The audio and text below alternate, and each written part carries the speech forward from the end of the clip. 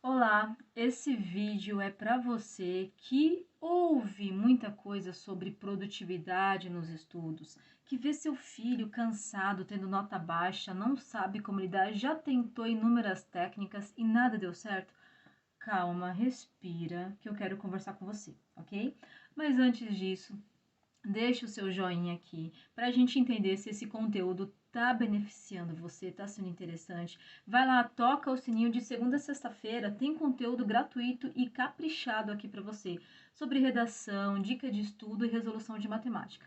Bom, agora sem mais enrolações, vamos ao que interessa.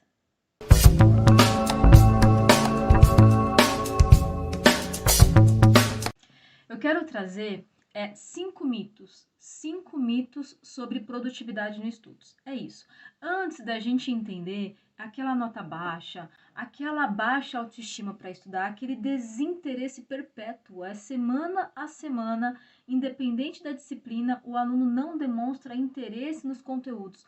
Ou quando você entra no assunto estudos, o que se mais tem é desgaste, é reclamação, é estresse, não há um diálogo. Você não consegue estabelecer um minuto de conversa com o aluno. É sempre alguma reclamação, algo muito estressante. Então, calma. Primeiro, vamos fazer uma limpa para entender se você não está tendo mais problemas, mais enxurrada de atividades do que necessariamente produtividade nos estudos. Então, vamos lá.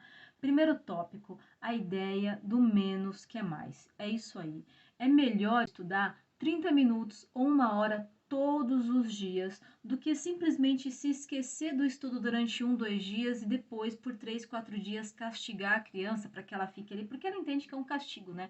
Você entende que ela não está mais do que necessariamente equilibrando os pratos. Deixou de fazer um dia, no outro dia vai fazer muito mais. Mas na cabecinha dela, ela está sendo castigada porque ela deixou de fazer. Então, ao invés de pegar ali 2, 3 dias e deixar para estudar 4 horas direto, 2 horas ininterruptas, construa uma cultura de que menos é mais. 30 minutos por dia, 1 hora por dia, independente se tem prova. Ah, mas hoje não tem lição de casa, mas não precisa estudar. Precisa sim. Crie o hábito, crie a cultura, para quando se chegar uma lição de casa ou quando chegar o dia da prova, não acumular. Né? Você tem menos conteúdos para estudar, pode ser muito mais prático, muito mais simples esse estudo, porque ele já vem sendo diluído aos poucos do que deixar acumular. Então, a ideia do menos é mais e não coloque ali a ideia do castigo. Deixou de fazer, deixou de fazer. Avalie se no outro dia é realmente necessário dobrar aquele tempo de estudos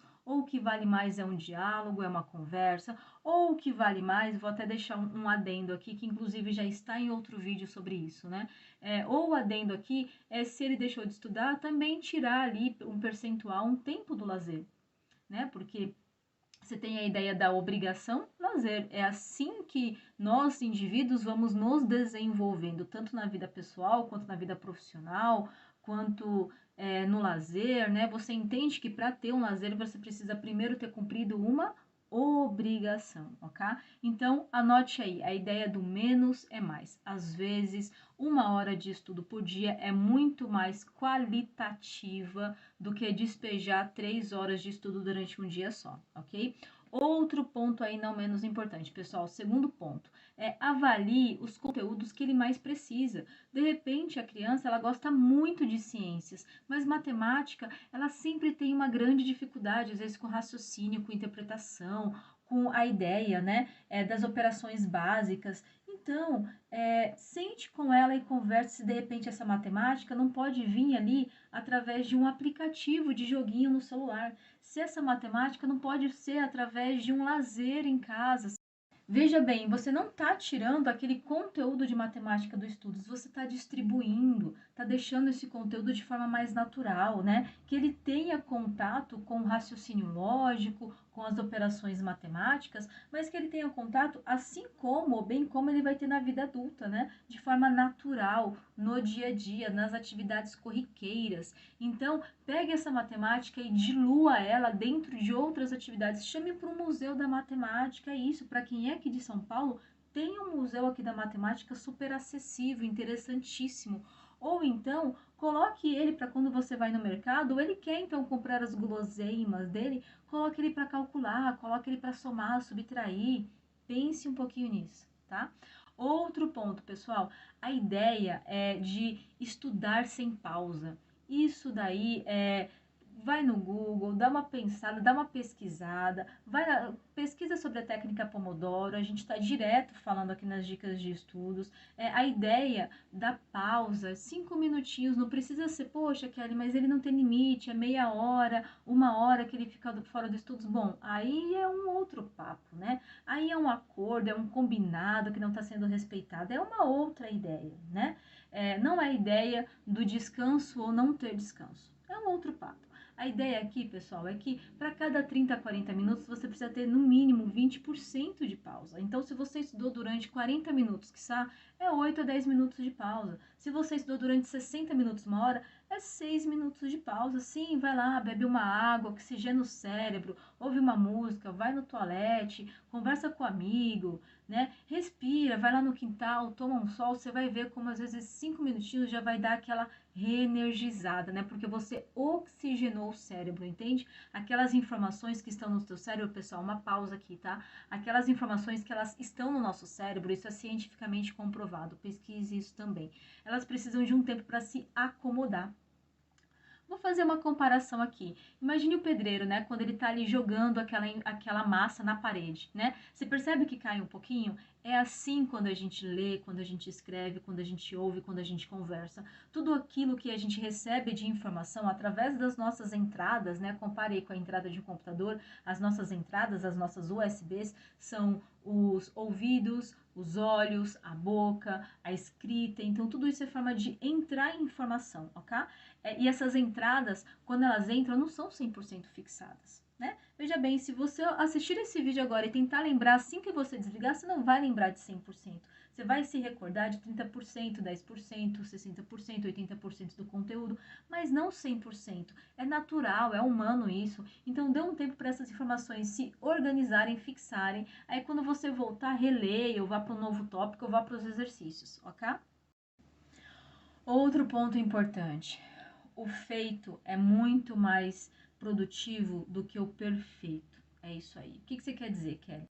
Às vezes, a gente vê que o aluno ali, ele está ainda aprendendo um método de estudo, sabe? Está aprendendo a fazer um resumo, um mapa mental, um quiz, está ainda fazendo os fichamentos dele, ele ainda está encaminhando, engateando com isso. Às vezes, um aluno, principalmente ali, né, a passagem do Fundamental 1 para o Fundamental 2, ou no Fundamental 2, isso foi tardio, ele só tomou conhecimento ali naquele momento. E aí você olha para o resumo dele, você, pai e mãe, olha aquele resumo e fala, nossa, isso está muito cru, isso está ruim, está péssimo, eu vou mandar apagar tudo e refazer. Pessoal, vale mais você elogiar, você falar o que ficou faltando, pedir para ele num próximo complementar.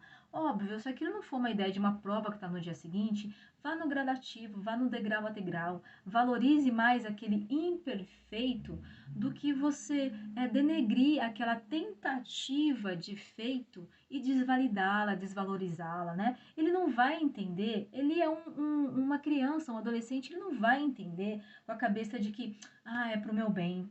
Ele tá querendo que eu chegue ali na perfeição, eu chegue no suprassumo, que eu faça um resumo ali exímio, perfeito, maravilhoso. Ele não vai entender. E o que ele vai entender? Qual é a mensagem? O que eu faço nunca tá bom. O que eu faço nunca foi o suficiente. Eu nunca consigo chegar no nível que é para chegar. É essa ideia que vai estar na cabecinha, na mentalidade dele. Então vai lá, identifica o que você gostou, o que você viu que tá importante, o que está organizado, o que ele colocou realmente das ideias mais principais, né, das palavras-chave daquele texto. Mas ora também, vai lá e fala, então num próximo, o que você acha de fazer uma pergunta? Num próximo, o que você acha de só não olhar para o primeiro parágrafo, olhar para todos? Num próximo, o que você acha também de só colocar causa, mas colocar consequência?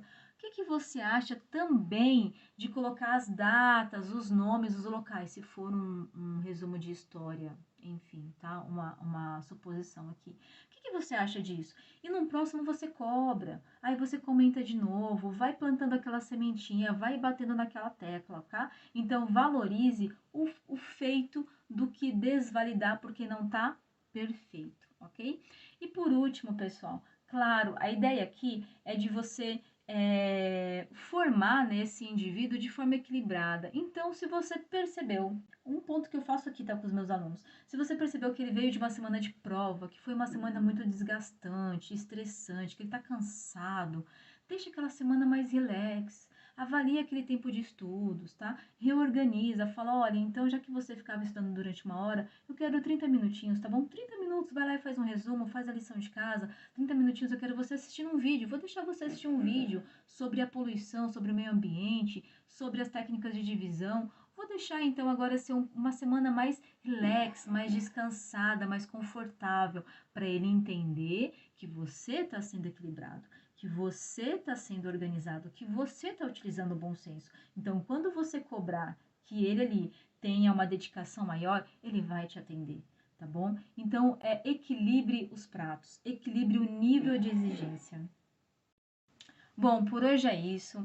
Comenta aqui se você já utilizou de algum desses pontos, se você quer utilizar aí e tem mais alguma dúvida, tem mais alguma sugestão. Lembre-se que de segunda a sexta-feira tem material inédito para você e eu também quero te ouvir. Quero saber o que você tem construído, tem realizado ou tem dúvida por aí, tá bom? Esse espaço aqui é para o nosso diálogo. Pessoal, obrigada por hoje, espero ter colaborado e até a próxima.